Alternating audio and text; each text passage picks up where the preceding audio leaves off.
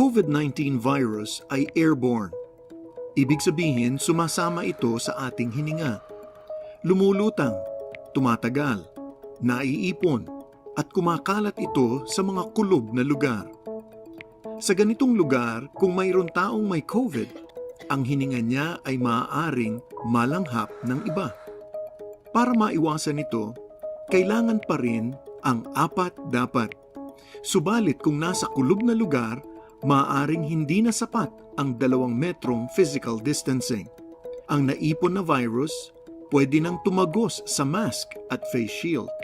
At kahit di umabot ng 15 minuto ang pakikipag-usap, maaari pa rin makahawa. Hindi sapat na umasa sa tatlong ito. Sa apat dapat, pinakamahalaga ang air quality. Sanayin natin na umiwas sa kulob na lugar, pati na rin kung saan maraming tao. Kung hindi maiwasan ang kulob na lugar, siguraduhin na maganda ang ventilasyon dito. Buksan ang mga bintana at pintuan upang lagusan ang daloy ng hangin. At kung maaari, magbukas ng electric fan at iharap palabas para manatiling sariwa at malinis ang ating hinihinga. Sa pagpapabuti ng air quality ng isang lugar, mas magiging epektibo ang physical distancing, pagsuot ng PPE at mabilisang pakikipag-ugnayan sa tao. Tandaan, sa apat dapat, pinakamahalaga ang air quality. Ito'y isang munting paalala mula sa inyong nagmamahal na mga healthcare workers.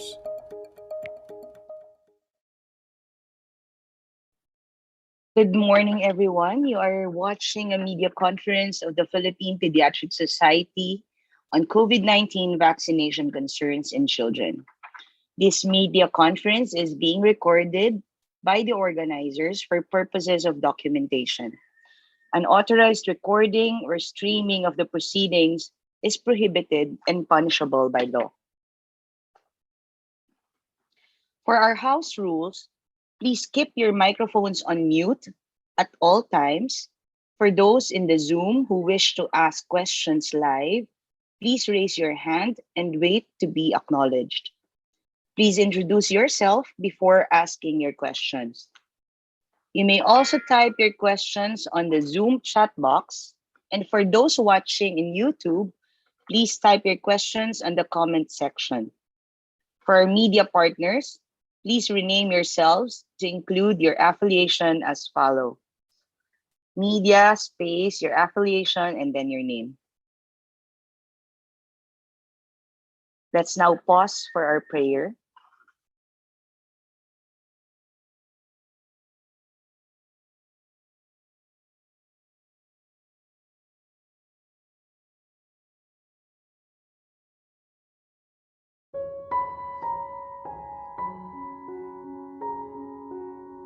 Let us put ourselves in the presence of the Lord. Dear Father, we thank you for everyone gathered here now. Thank you that you know each of us by name and have caused us to walk with you.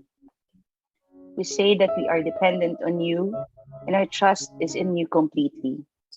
As we surrender ourselves in adoration, we welcome you amongst us today and celebrate the gift of life that you have lavished upon each of us. We ask that you would open our ears so that we may hear your voice.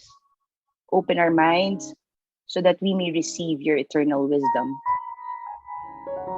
Open our spirits so that we may know your leading and guidance. And open our hearts so that we may receive your wonderful love. We pray that you would fill them with courage and give them your peace. We ask all this in the glorious name of Jesus. Amen.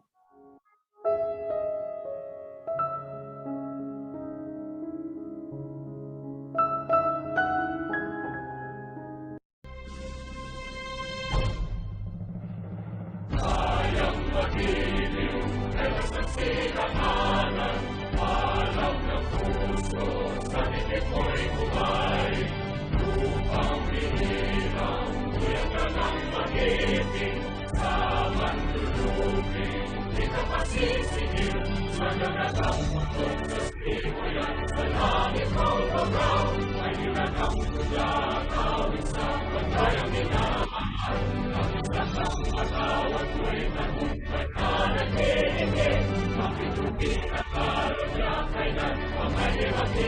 Meron? Hindi natin natin.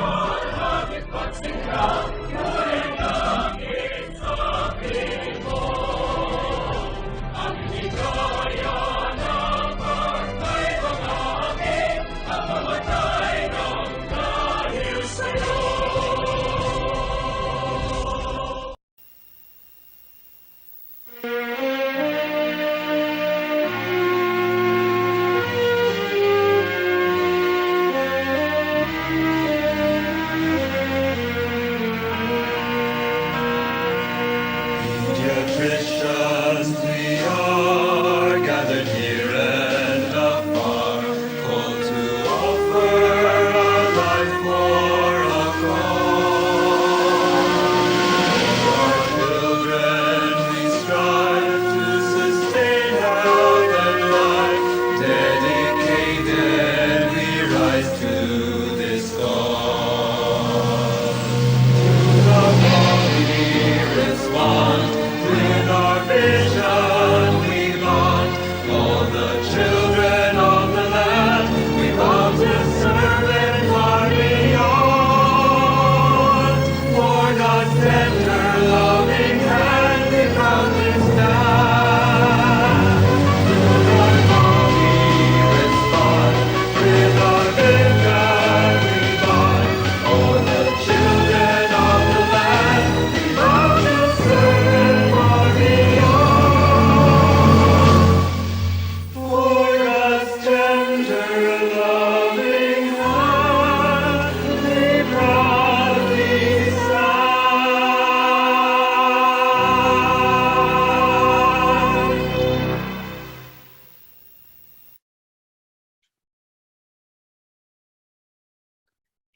So, hello everyone, and good morning. I'm Dr. Carmela Casala, and I am the chair of the Philippine Pediatric Society Public Relations Engagement System Services, or PRESS. It is my pleasure to see you all and welcome you here to our media conference on COVID-19 vaccination concerns in children. We are here on a Zoom link and also live on a YouTube link for PPS.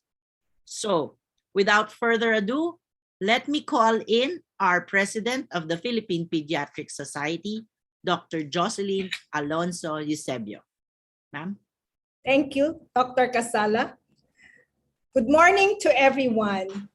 The recent events from the ongoing response to the pandemic has brought about gains in improving the situation in our country. Nationwide coverage has increased to greater than 50% and has expanded to include children to 12 years and above, which all have contributed to a decreased number of reportable cases and de-escalation of alert levels.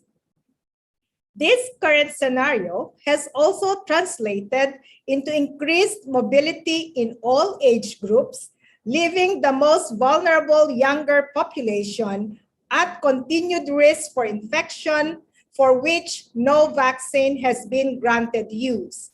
The public in general need to be aware that not until a greater proportion of children and adults are vaccinated will they be afforded protection. I would like to thank our three speakers, Drs. Marianne Bunyi, Ana Ong Lim, and Romel Lobo, for providing their expertise. The PPS Immunization Committee, the PPS Press, Public Relations Engagement System Services, the PPS Child Health Informatics Committee, and the members of the press who are involved and vital in sharing needed and credible information. It is our hope that this press conference would provide the needed answers and guidance about COVID-19 vaccination in children. Thank you.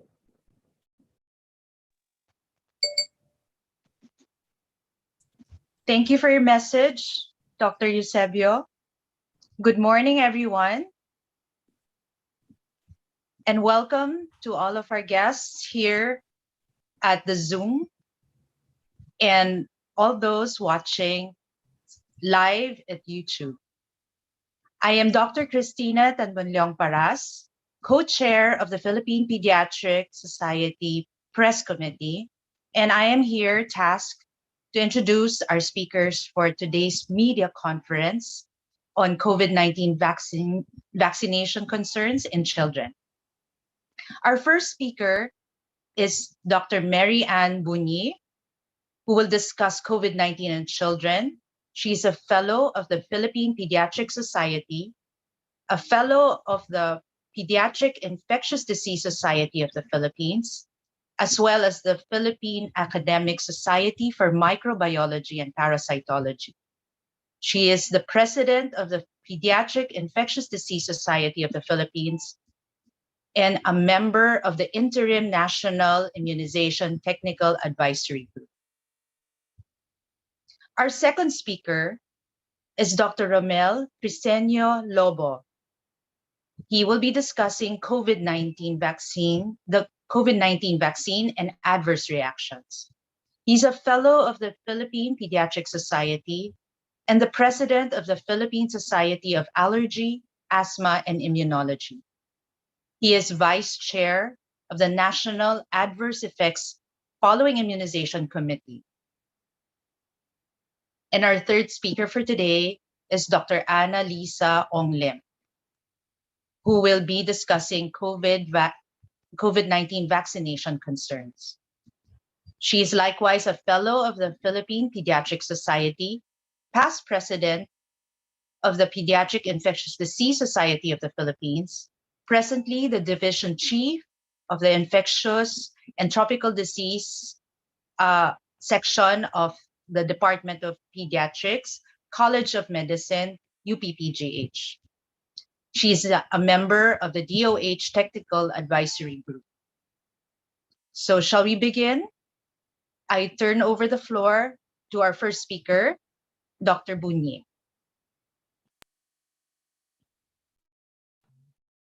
Good morning. Let me share my screen.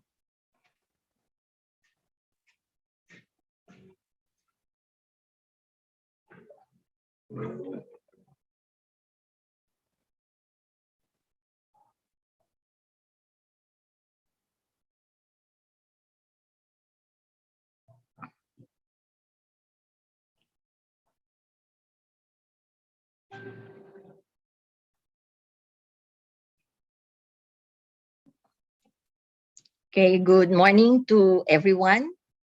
As we nearly reach the second year of the pandemic, the following findings so far have been consistent. The coronavirus remains to be spread via respiratory droplets. Infected children continuously demonstrate with no or mild symptoms, in contrast to adults who experience severe COVID-19. Hospitalization rates in children remain to be significantly lower than hospitalization rates in adults with COVID-19.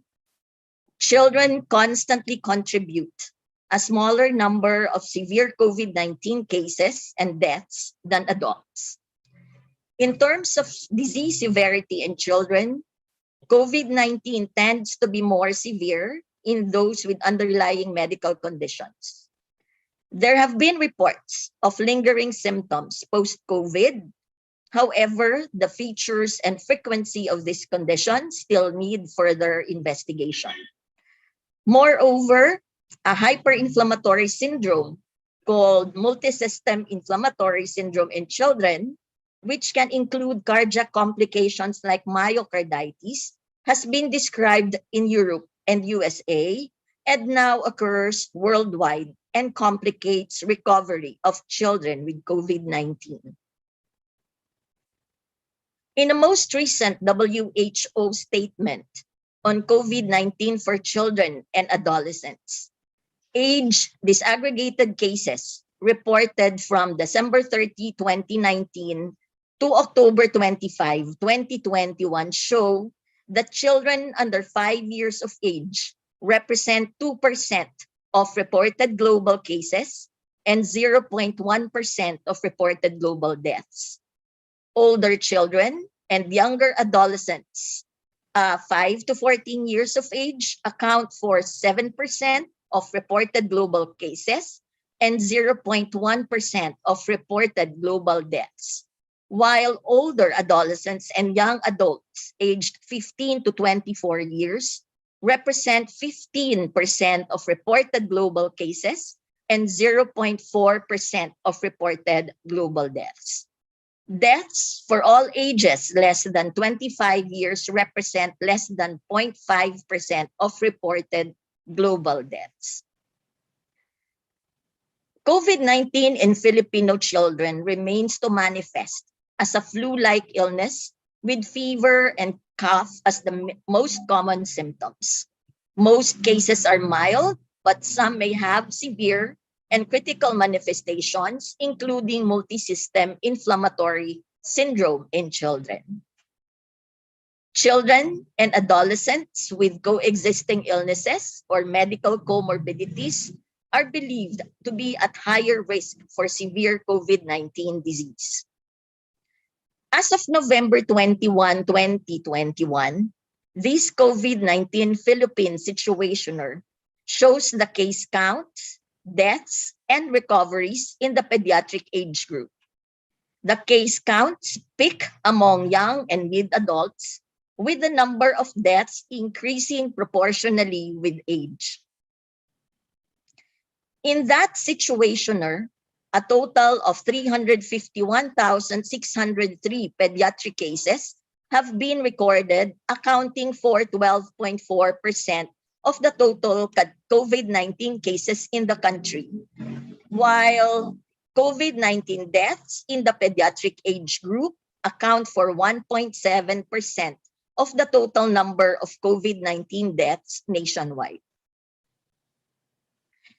This is a data gathered from 3 Metro Manila government hospitals, namely National Children's Hospital, Philippine Children's Medical Center, and Philippine General Hospital, and some regional government hospitals, namely Region 1 Medical Center in Pangasinan, Trauma and Medical Center in Nueva Vizcaya, Bulacan Medical Center in Malolos, Bulacan, Corazon Locsin Montelibano Memorial Regional Medical Center in Bacolod, Negros Occidental, Zamboanga City Medical Center in Zamboanga del Sur, and Davao Regional Medical Center in Tagum, Davao del Norte.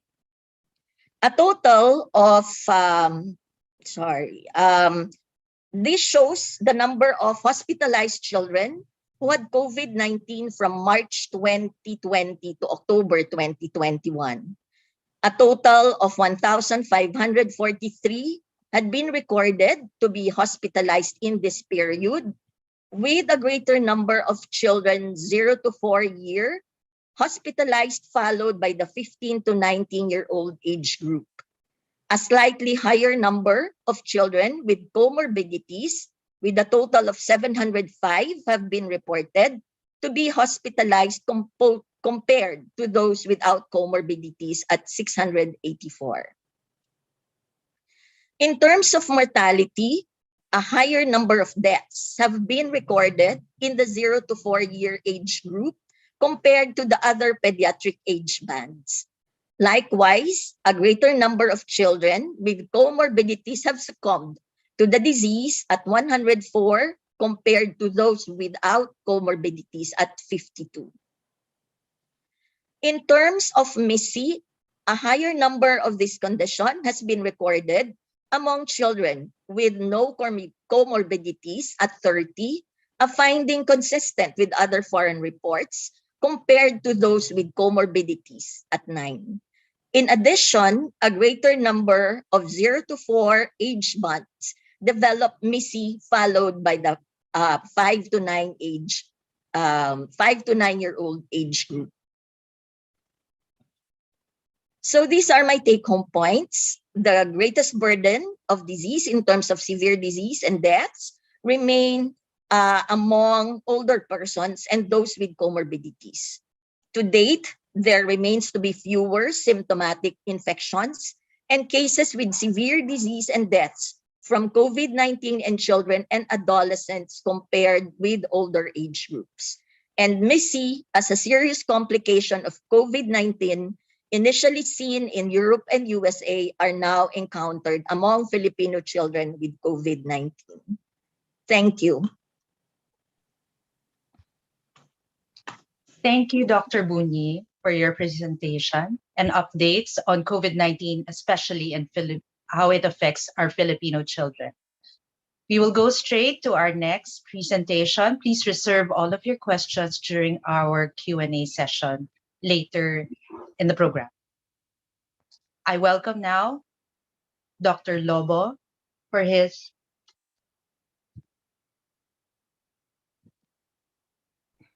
Thank you. Thank you, Doctor. As this title slide articulates, my narrative will be COVID-19 vaccines and its adverse event following immunization in pediatrics. As we all know, the Philippine Food and Drug Authority have granted 8 emergency use authorization with the following vaccines. And out of these 8, only 7 have been used in the rolled out. And at the tip of the red arrow is Covaxin, which is not participating in the rollout. Now, highlighted in the green arrow are 2 vaccines, Comirnaty or Pfizer, and then Moderna. These are used for the pediatric vaccination rollout as granted authority by the Philippine Food and Drug Administration as recommended by the HTAC and interim NITAG. Now, as a backgrounder, we know as of October 15, there was a pilot launch of the vaccination for the pediatric population in 8 hospitals at NCR. These hospitals are highlighted in the black ink font. And then subsequently, with the success and acceptance, it now trickled to 17 more hospitals in NCR, which is located in the local government units.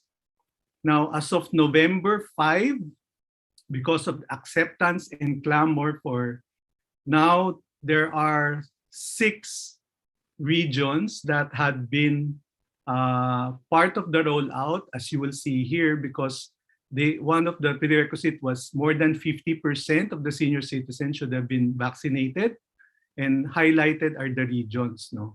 Then eventually, as they said, for the phase 4, depending on the number of supplies, which we have adequate at the moment, that's why it's going to be in nationally distributed. Now, for the meat of the matter, let's look at the AEFI, which is your adverse event following immunization in the pediatric group. As of November 23, 2021, these are the cumulative number of doses and unique individuals with AEFIs per vaccine type in the pediatric population. You will see in the second column and the third column from the left, these are the vaccines used, Comirnaty, Pfizer, and Moderna. And what you see at the extreme right will be all the vaccines given, total number of vaccines given, which is 1.3 million plus. And then down the number down below is just 990. These are the reported adverse event following immunization. And if you divide this 990 to serious and non-serious adverse event, you will see that non-serious adverse event are predominantly more, 976 documentation, as compared to your serious adverse event, which is a number of 14, which is observed from only from the common recipients of your Comirnaty or Pfizer vaccine. These are all documented reports from the DITC. Now, if you look at this slide, this reports the top 5 adverse events following immunization among Pfizer recipients. You'll see that the reactions to the extreme column to the left, you'll see these are your reactogenic, whether it be local or systemic. These are non-serious, no? And let me just call your attention that number 3 is increased blood pressure, usually seen among Pfizer recipients. Now, here are the top 5 reported non-serious adverse event from Moderna. Again, you'll see almost similar. It's local and systemic adverse reactions following immunization. Now, these are the reported serious adverse event following immunization, as you will see, and documented by the Regional Epidemiology Surveillance Unit. You have topping the list is your myocarditis, pericarditis suspect. Remember, it's suspect. At a rate document of 0.5 per 100,000 doses administered, while anxiety-related, which is classified as immunization stress-related reaction, and seizure disorder, allergic causes such as anaphylaxis and hypersensitivity reactions were all documented at a rate of 0.25 per 100,000 doses administered, while infectious causes such as non-COVID pneumonia and other infections, this was documented at 0.16 per 100,000 doses. These are all Regional Epidemiology Surveillance Unit verified serious cases that were documented after receiving your Pfizer vaccines. So what I have presented for the past minutes or so is that as of November 22, 2021, a total of 1.3 million had been administered to the pediatric population aged 12 to 17 years of old. Now, the adverse events, 98.6% of the reported events were documented to be non-serious. The top 5 non-serious adverse events for either Pfizer or Moderna recipients were similar. And then when you look at the report cases for Pfizer, it can either be classified as rare or very rare. When you say rare, it is more than 10 per 100,000 vaccine doses given, or very rare, it's less than 10 per 100,000 doses given, which is what we usually see with Moderna, less than 10 per 100,000 doses. So what about the key statements for myocarditis and pericarditis? As of November 23, 2021, there are reported cases of myocarditis and pericarditis, but there are still under deliberation by the respective adverse event following immunization committee at the regional level. Remember, there are RIFECs that will investigate, for example, here in NCR, and then eventually, once they make a decision, it will now be elevated to the national level, your national adverse event following immunization, which will determine final certainty, diagnosis, and causality. Remember, not all the appropriate documentations have been gathered at the moment, and some are still having their workups done. But what we know is that there are similar reported cases abroad. Now, suspected cases were initially hospitalized for further observation and clinical diagnostic evaluation. Majority of them are males with the onset of symptoms during the first week of vaccination, and all reported cases of myocarditis and or pericarditis are alive. When we look at the reporting rates based on the number of international as well, comparing it locally, myocarditis and pericarditis locally seem to be less, with a reported case of 0.5 per 100,000 doses, which is very low compared to what is seen in Australia and reported, which is roughly between 1 to 8 per 100,000 doses. In Hong Kong, it's 13 per 100,000 doses. Or even in Singapore, wherein it was reported to be at 0.86 per 100,000 doses.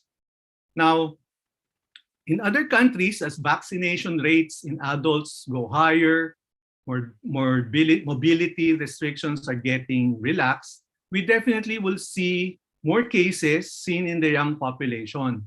So myocarditis, pericarditis are conditions that are more commonly seen in association with COVID-19, the infection, usually rarer in vaccine individuals. No? Even other viral infections can give myocarditis or pericarditis. That's why if we look at the initial manifestations of chest pain and other conditions that may cause or mimic it, we have to differentiate it from other causes such as costochondritis, ISRR or immunization stress-related reactions, or even viral infections. So there's a need to follow up with your doctor if you have any signs or symptoms that that may be seen after vaccination to better assess you. Now, it is best advised that according to the Philippine Society of Pediatric Cardiology, to limit activities up to 1 week after vaccination in order to reduce this risk. And if it occurs as you suspect of having it, in terms of chest tightness, chest pains, difficulty of breathing, you have to go to the nearest hospital, consult with your doctor. And with that, I would like to thank you for listening. Thank you, Dr. Lobo. For your questions regarding COVID-19 vaccine rollout and the surveillance report, please wait shortly after our third speaker, and we will address them during our Q&A. So now we welcome our third speaker who will discuss COVID-19 vaccination concerns. May we welcome Dr. Ong Lim. Good morning, everyone, and thank you, Tina, for a kind introduction earlier.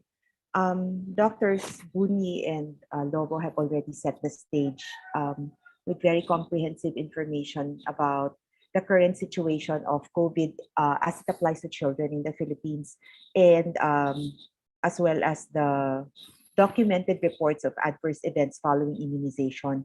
So what I'd like to do to get everybody on the same page is just to talk about vaccines in this context so that we can address your questions later on in the open forum. So we currently stand at 2.8 million cases in total. And if you look at the lower portion of the graph, even if the numbers are really huge, we are at the tail end of the surge already. And this is really through the concerted efforts of the public in complying with the minimum public health standards, together with the efforts to really push the vaccination agenda forward.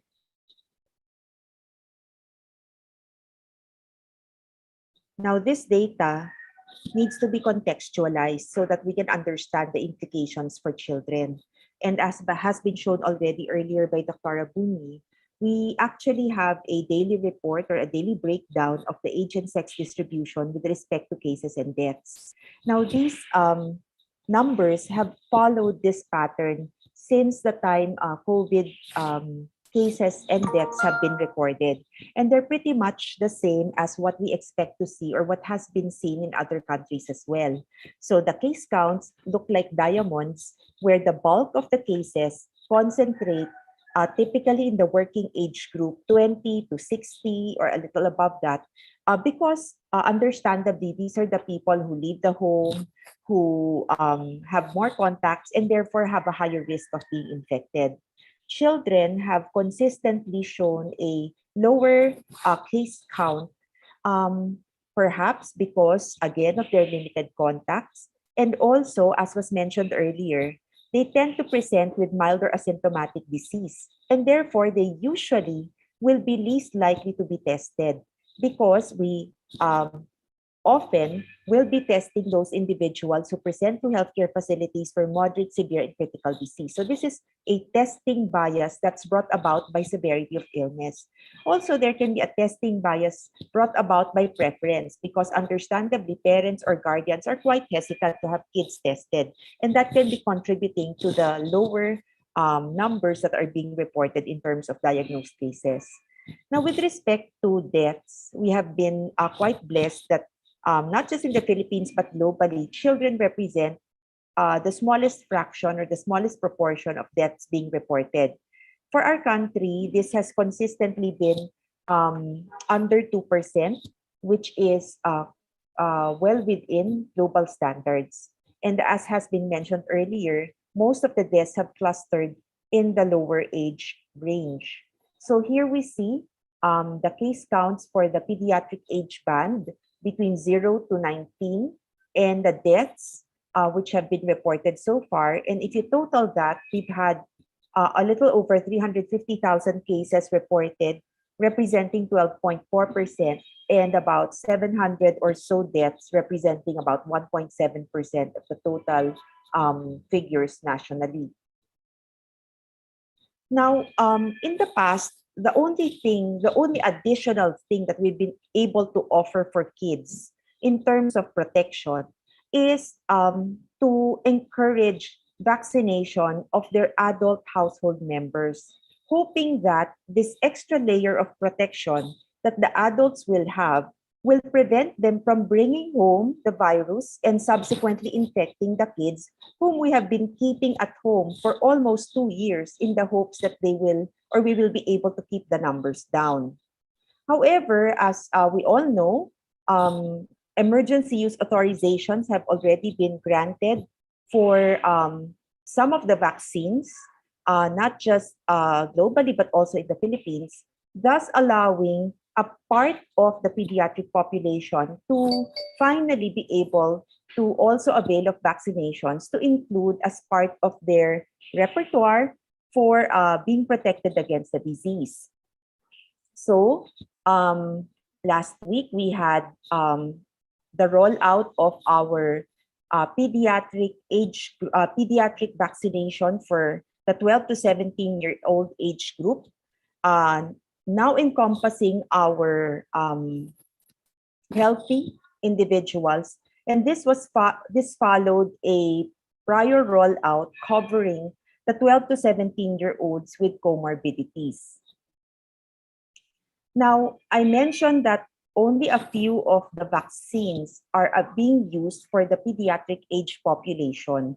And in the Philippines, as well as globally, the emergency use authorizations for the 12 to 17-year-old age range have only been given for the messenger RNA vaccines or the mRNA vaccines that we popularly know under the brands of Pfizer and Moderna.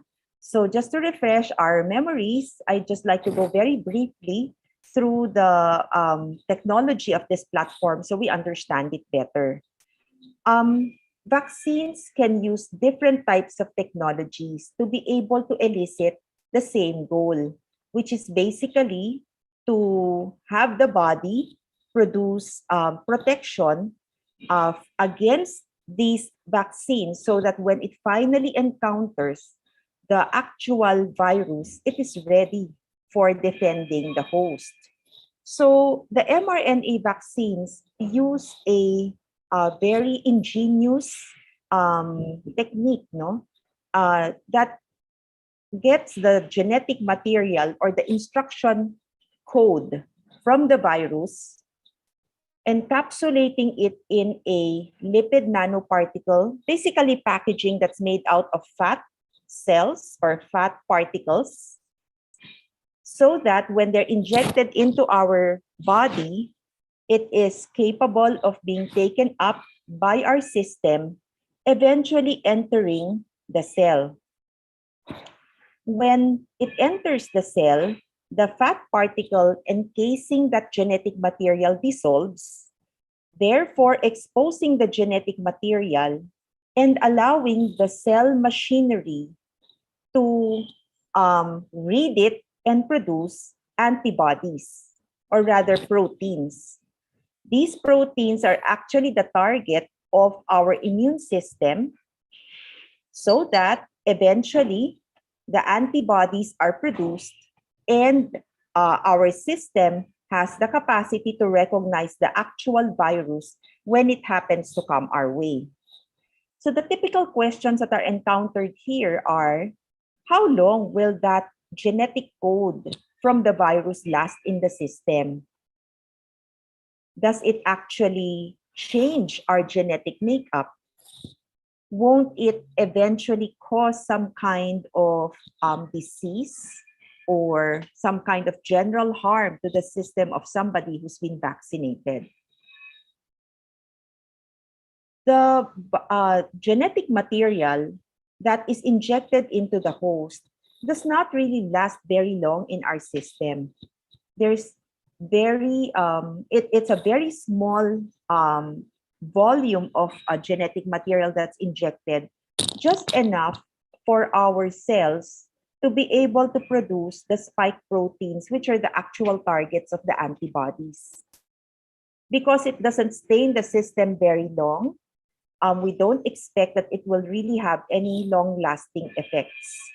And typically, for any vaccine, the active monitoring for effects associated with the vaccine will last about a week. And so far, results have been encouraging in that in those intervals, people have typically reported pain, swelling, fever, or a little body ache and pain as their main issues following vaccination. Do you expect the genetic material to actually enter the cell nucleus and to alter human DNA? So no on 2 counts. First, as I mentioned, it only stays in the cytoplasm of the cell. It doesn't get a chance to enter the nucleus. And let's remember that this is an RNA. Our nucleus contains DNA, and therefore they are not matched and therefore cannot interact. So on that issue, there's no theoretical concern that that can happen.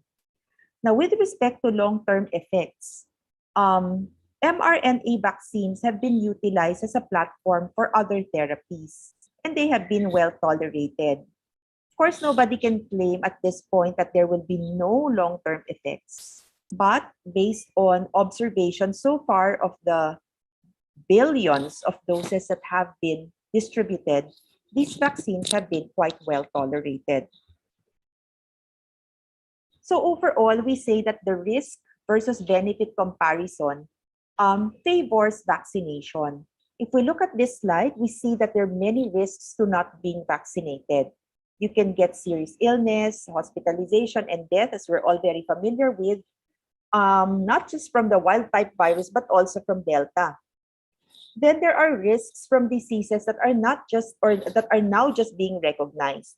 First is long COVID, which basically talks about ongoing or new health problems that start about a month after somebody has had COVID. And also something that is particularly being recognized in children, the multisystem inflammatory syndrome in children caused by COVID-19, which is also quite serious, no? A serious sequela or a serious consequence of being infected by COVID. In contrast, there is a small risk of rare vaccine side effects, which currently are being recognized as myocarditis and pericarditis. Therefore, choosing not to vaccinate is turning out to be riskier than the vaccination process. So here we also see data coming from the CDC, where they say that vaccination reduces the risk of hospitalization, as we have already observed for adults. And among teens who have been hospitalized with COVID, the majority are unvaccinated. And once again, most of the children in their country that have already been vaccinated have really just reported those expected reactions accompanying any kind of vaccine that we choose to receive. Now, let me focus a little bit more on the impact or the reports regarding heart inflammation. So this is myocarditis and pericarditis.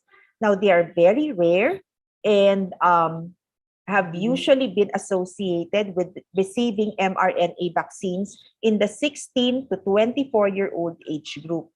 And currently, the thinking is that there could be a relationship between the vaccination and these reported conditions.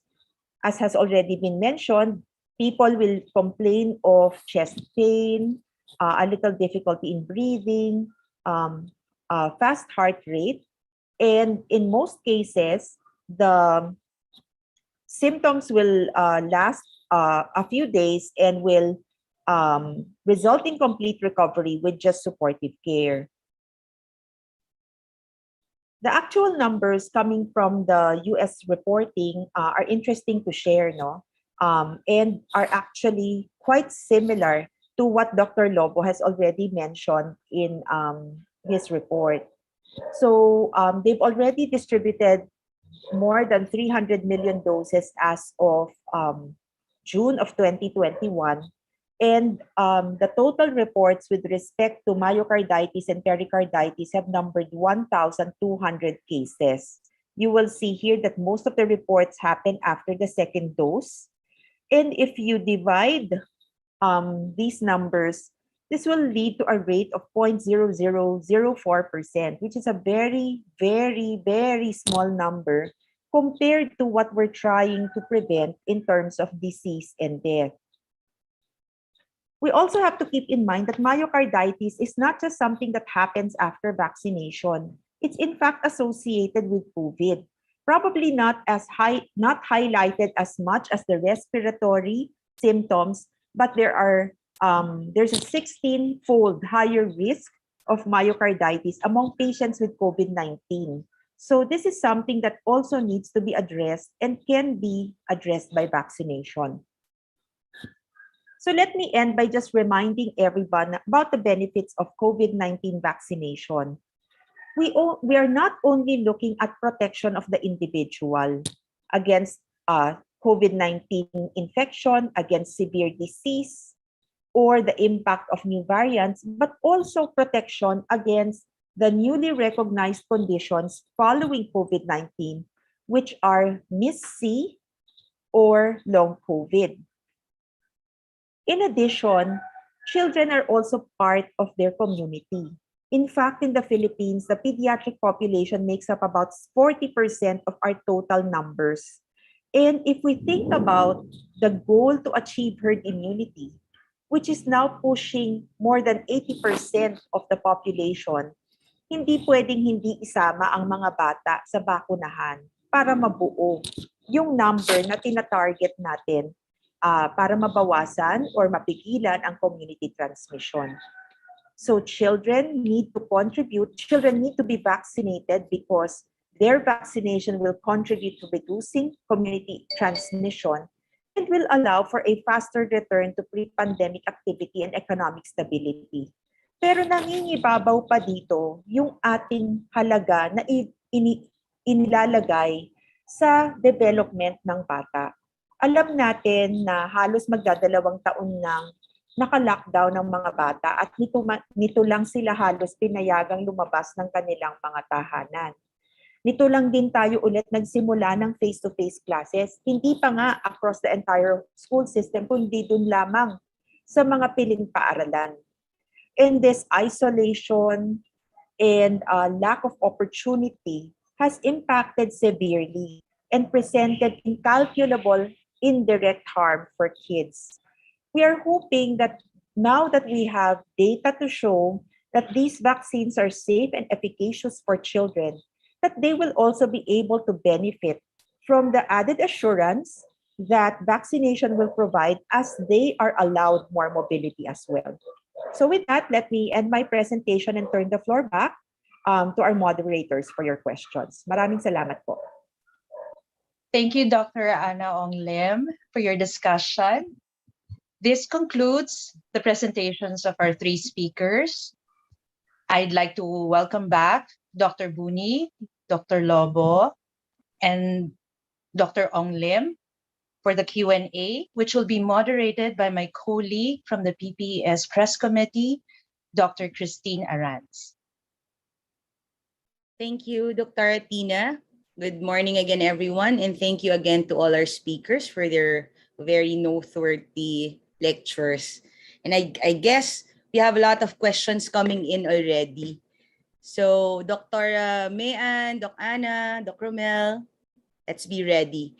Again, let me remind first that although we are gonna prioritize questions from the media partners, we also encourage all our doctors, of course, to type in their questions in the chat box of Zoom, or if you are in YouTube, just type it in the comment section. So are we ready? Can we start? All right, let me call first from Manila Times. Sir Red Mendoza, can you open your camera Hi. so you can ask your question as well? Hi po, good morning po. Good Good morning. morning. Yes. Pasensya na po, di ko po ma-open yung camera kasi nagtitipid po ako ng bandwidth right now. Pasensya na po, I have to close my camera po. First question po, Okay. I saw po yung data and it seems nga po na there is a higher incidence of COVID-19 deaths among 0 to 4 years old as opposed doon sa 5 to 14 and 14 to 24 year old. So, should we say po ba na because of this high incidence ng COVID infections and deaths among the 0 to 4 years old, is it not the time pa rin po ba to allow them to go outside? Kasi sila po yung age group na sa tingin po natin mas mataas po yung incidence ng deaths and wala pa pong available na vaccine po sa kanila.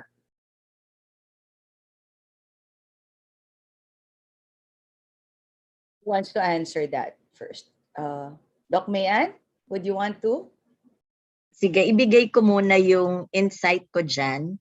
Kung maaari sana, iwasan muna natin. Kasi dalhin mo yan, yung mga bata, sa labas, on outdoor settings and indoor settings, katulad ng malls. Kasi ngayon, nadadala na yung mga bata sa malls, which are enclosed, crowded places na kung makikita nyo. Pareho lang naman na pwede nilang makuha ang virus whether outdoor or indoors. But yung chances na makuha nila yung virus is greater kung nasa indoor setting sila. Siguro kung sakali mang hindi maiwasan na dalhin sila sa malls, pwede sigurong ang gawin ng mga magulang kasi ang pakiwari ko malaki ang role ng mga magulang in protecting their children.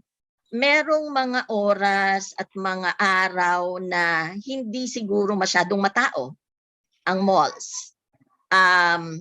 Kung maaari, huwag tagalan yung pagpunta dun sa malls. Kung kailangan kumain at iiyak yung mga bata kung hindi kakain doon or kung mapapakiusapan naman, mag-take out na lang. Pero kung hindi maiwasan, pumili ng isang restaurant na maganda ang ventilation at sumusunod ng maayos dun sa minimum public protocols. Alam ko merong mga ordinansa, yung mga LGUs sa mga business establishments para mapanatiling ligtas yung mga kliyente nila. Yan yung aking sagot sa katanungan mo, Mr. Red. Any additional pa po? Baka si Dr. Ana meron pa dadagdag. Good morning, Red. Iniisip ko lang kasi yung take mo tungkol dun sa case breakdown saka dun sa deaths siguro ibalik ko lang dun sa concept kasi kanina na meron tinatawag na testing bias. So, siguro kahit isipin natin sa ating mga personal experience, kung meron tayong mga kakilalang bata or may mga families na may mga bata, pagka may nagkasakit doon, hindi ipo-volunteer ng magulang na kaagad ipatest yan kasi natatakot Una, siguro denial, ayaw malaman na COVID, or natatakot na kung kunwari mag-positive, hindi kaya dalhin sa mga TTMFs, no? And we know that has happened. So I would look at these numbers as trends rather than as absolute figures. They probably have a bias towards the more severe cases being documented kasi doon, pagka nasa ospital ka na dahil may simptomas ka, malamang matetest ka kasi hindi pwedeng hindi kailangan malaman kung COVID positive or hindi yung pasyente nagpapakita ng konting lagnat, ubo, sipon, hirap sa paghinga. So, taking that into consideration, ganun pa rin, no? Makikita pa rin natin na medyo mataas talaga yung numbers dun sa lower age population, particularly sa risk of death. Pero siguro idadagdag ko rin, karamihan dun sa mga pasyenteng nakita nating nagkaroon ng severe disease at namatay, may mga comorbidities din yan. No? So, maaring isa din yon sa mga dahilan kung bakit mas matataas ang numbers in the younger children. Pinanganak na may mga problema, nahawaan unfortunately, at sila din yung nagkaroon ng risk of death. Pero hindi natin maitatanggi na nakikita talaga natin maraming mga bata nasa labas na ngayon dahil sinabi nga natin, ang tagal na natin silang kinulong. So sabik na yan lumabas, pati din yung mga magulang nila. Gusto rin siguro magkaroon ng panahon na makalabas din sila sa kanilang mga tahanan. So basically, although we're not saying that very young children are automatically supposed to be taken supposed to be thought to be at risk, we also have to realize that they're also the ones who are not able to comply with minimum public health standards. So I think yun yung importante nating tutukan. Kaya anong edad ka pa, kung hindi ka sumusunod sa MPHS, may risk ka. At kung may risk ka, syempre dapat isipan ng paraan na mabawasan yung risk na yon. So as Dr. Buni has mentioned, pwedeng pumili ng lugar, ng oras, para ma-maximize yung ating MPHS. Okay. Okay po. Okay. Okay na, Red? Yeah, okay po. Last question na lang po siguro kay Dr. Lobo. Yun nga po, I saw nga po yung figures about the pericarditis or myocarditis infections, and you said nga po na yung ating rate for myocarditis is far lower than those in other countries such as in Australia and in Singapore. Well, I know it's not yet conclusive as far as we know, pero may kinalaman po ba rito yung ating ethnicity kaya po medyo mababa yung incidence ng myocarditis or pericarditis dito sa Philippines, or is it lang po talaga na talagang ganun po talaga yung consistency ng trend ng myocarditis o pericarditis po in the usage of mRNA vaccines such as Pfizer? Yun lang po. Salamat po, Doc. Red, to answer your question, at present, we don't even know the pathogenesis why myocarditis happens. So that's why it will be very difficult to answer your question, whether ethnicity has something to do with it, to the decrease of, but what we know at present is that, what we need to know is that this occurs post-vaccination, but it's milder compared to the natural history of infection from COVID-19, which occurs also myocarditis, mas severe sila.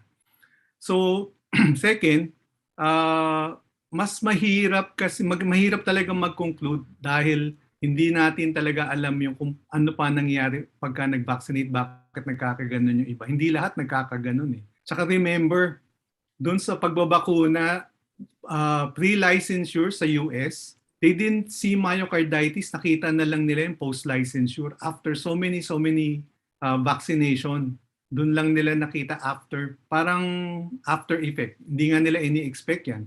Kaya nga hindi siya kasama doon sa pre-licensure label nung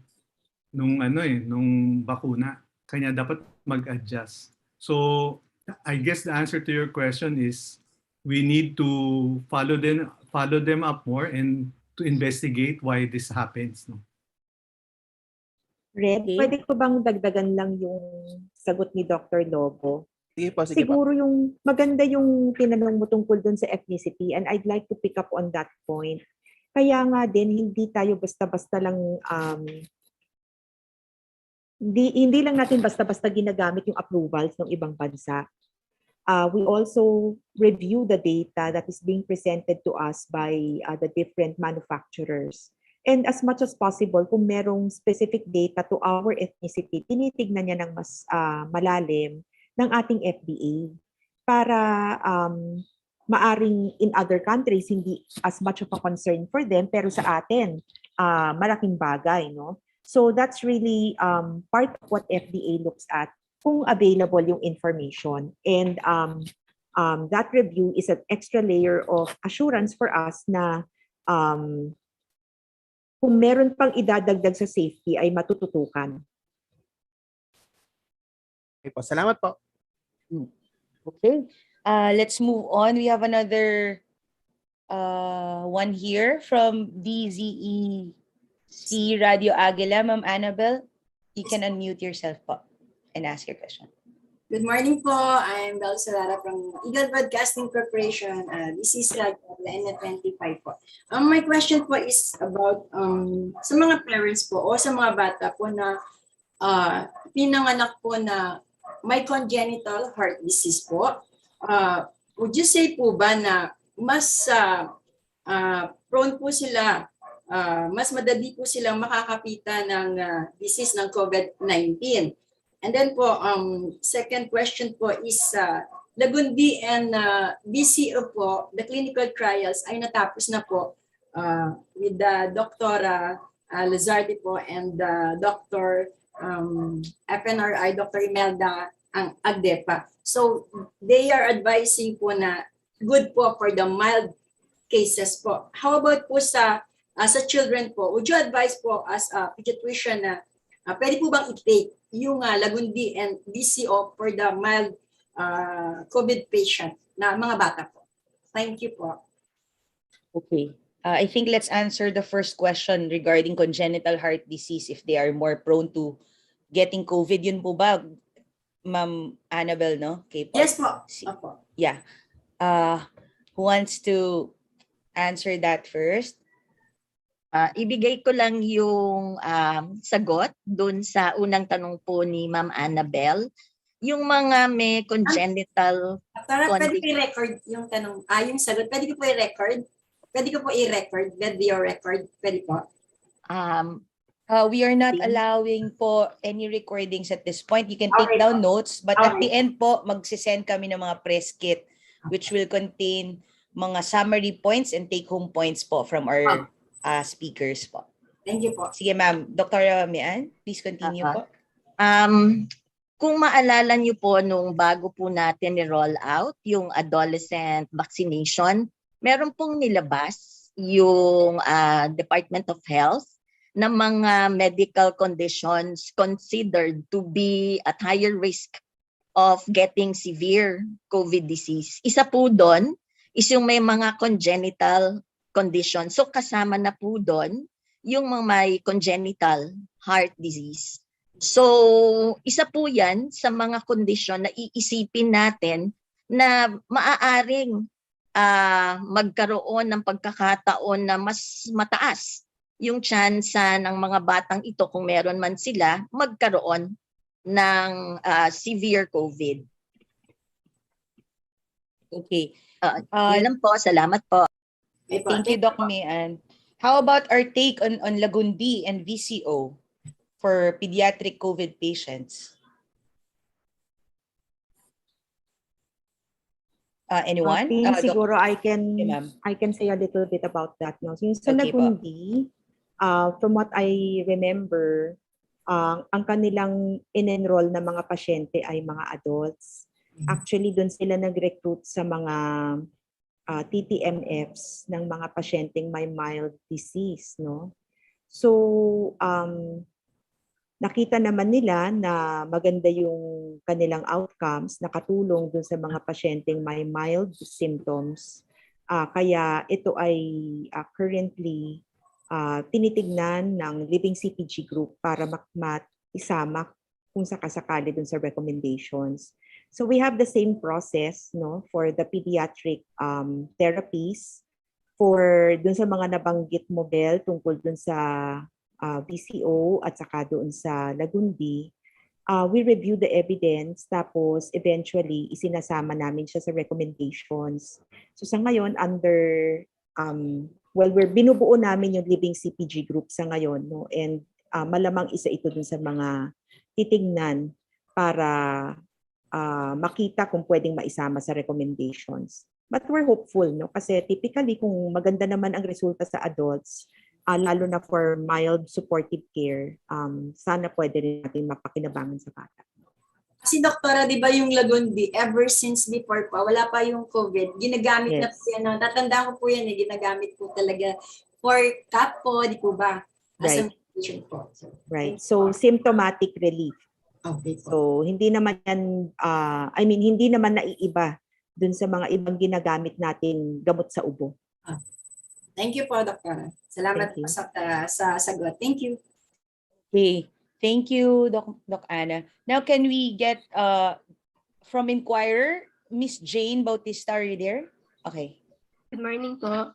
So, yung question ko po, how will the reopening of limited face-to-face classes affect the cases of COVID-19 infection among children, especially since first, hindi pa po natin inaalaw yung vaccination ng children below 12 years old, who are the main participants po ng face-to-face classes. And based po sa report ng DepEd tungkol sa first week of assessment, yung kids po, they tend to forget the safety health protocol. So, tinatanggal po yung mask, ganun. Okay. Wants to answer that? I can start. Okay. Jane, Doc Ana. so it's a very important point that you're bringing up, no? And I think we have to remember that sa ibang bansa, hindi naman nila inantay na magbakuna bago sila nagsimula ng face-to-face classes. Ang ginamit nilang basihan basically is yung information about how disease is transmitted at doon nila tinarget yung pagpigil ng pagkalat ng sakit. So tayo rin, no? Tama yung sinabi mo Karamihan naman sa pediatric population, yung 0 to 11, hindi natin mababakunahan at this point kasi wala pang bakuna para sa kanila. No? So yung 12 to 17, actually yung pumapasok sa eskwelahan, lilimang 5 years lang na age band yan compared to the rest na hindi natin mababakunahan because the vaccine is not yet available. So ibig ba sabihin, kailangan pa nating antayin, mabakunahan sila bago tayo pumasok sila sa school? Siyempre hindi, no? So that really just emphasizes the fact na kailangan natin tutukan yung MPHS para dito sa population na ito. And siguraduhin na yung mga nakapaligid sa kanila, the adults who are qualified to be vaccinated should be vaccinated in the school, in the larger community, and in their homes. Kasi saan ba manggagaling yung sakit kung kung saan sila naglalagay? Na yung observation na may mga batang hindi sumusunod sa MPHS, I think that's quite concerning na dapat talagang i-review yung system kung papaano sisiguraduhin na magko-comply ang mga bata, at least dun sa mask requirement. Napakalaking bagay nun kasi nakita natin in other countries where people have taken off their masks prematurely, that's being implicated as one of the reasons for the faster spread that's happening now in Europe. So sana hindi mangyari sa atin, even as we start our face-to-face classes, sana matutunan ng mga bata yung pagsunod ng maayos dun sa requirements and bigyan ng pansin ng school authorities that this should be implemented strictly. Okay. Did we answer your question, Jane? Yes po, thank you po. Okay, maraming salamat.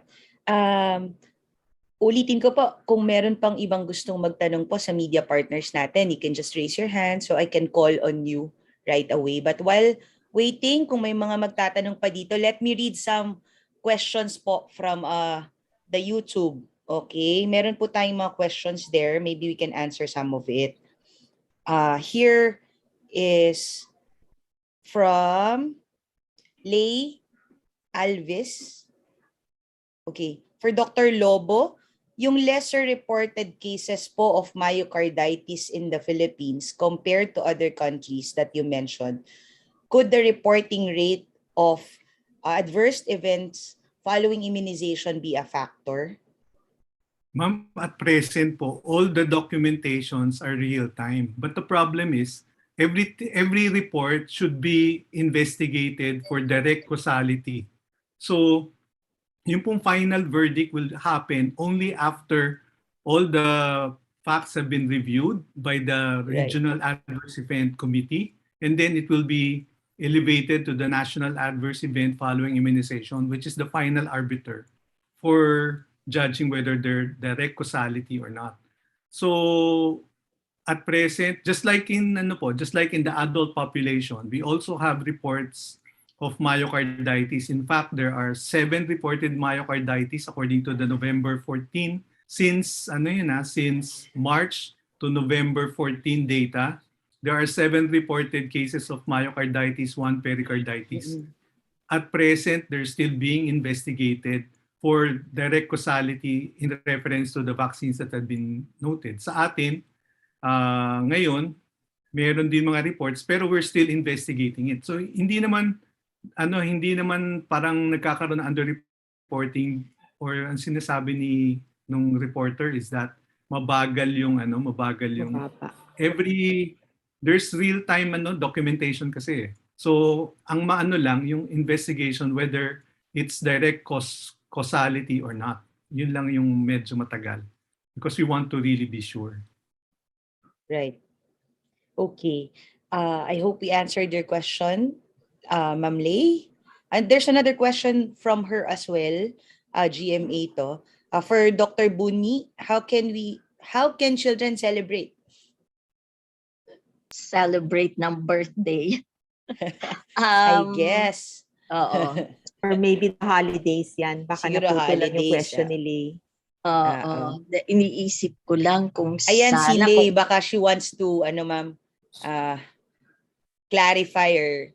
Sige, Lay, you can open your camera. Yeah.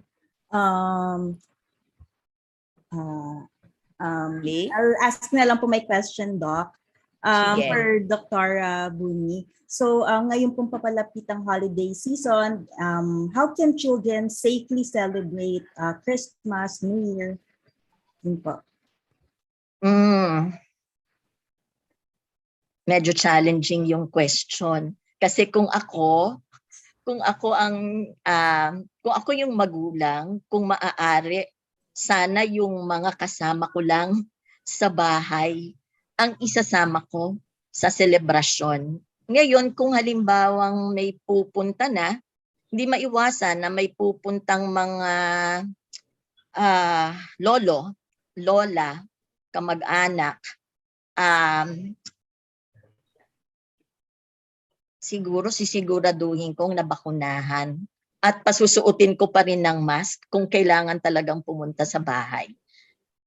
Okay, nandun pa rin ang mask, nandun pa rin ang paghuhugas ng kamay, at kung maaari, lilimitahan ko lang yung mga taong pupunta sa bahay namin. Yun ang sagot ko sa iyo, Miss Lay. Thank you po, Doc. Okay. So I think for the interest of time, we need to start summarizing things up. Now, we've had a very fruitful morning with our 3 speakers, and I hope we were able to answer most of the questions from our media partners as well as from those watching in YouTube po. Muli, maraming salamat sa ating mga speakers at sa lahat ng media partners. But before we totally close this conference, may I call on our for the closing remarks, let me open this first. For our closing remarks, let me call on Dr. Fatima Jimenez, the Vice President of Pediatric Infectious Disease Society of the Philippines and Chairman of the Committee on Immunization of the Philippine Pediatric Society. Thank you, Tin. Good morning to everyone. Once again, I'd like to thank our speakers, our participants, the PPS team, and members of the press, who are all our partners in providing the public with needed and credible information. To summarize the 3 points that have been raised this morning, first, the landscape hasn't changed much for children, and the greatest burden of disease still remains to be amongst the adults. Hence, we encourage the unvaccinated adults to receive the vaccine. Second, vaccination affords more benefits than perceived risk. And third, let us listen to the right experts amidst the infodemic. And as everyone has said, vaccination does afford a layer of protection, but we should also remember to observe minimum public health standards. And let me remind everyone about HPAC's apat dapat. So all of us are very well versed with that. Ang ano ba nga ang apat dapat? No? First, air circulation and ventilation, we need to observe that. Physical distancing and the use of your face mask and face shield. And the time of interaction should really be less than 30 minutes. There was mention of the possibility of having face-to-face classes soon. And that is something we also look forward to. And we'd like to remind everyone also about our 3 Ws. So very important to wear your mask, okay? Watch your distance and wash your hands.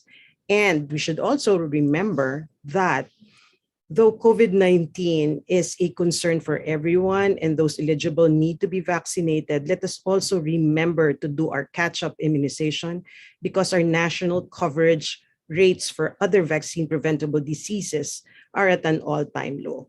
So let's do our catch-up and complement the efforts of the Department of Health. So let me end with this call to action. Let us all champion immunization. Good morning at maraming salamat for being with us today.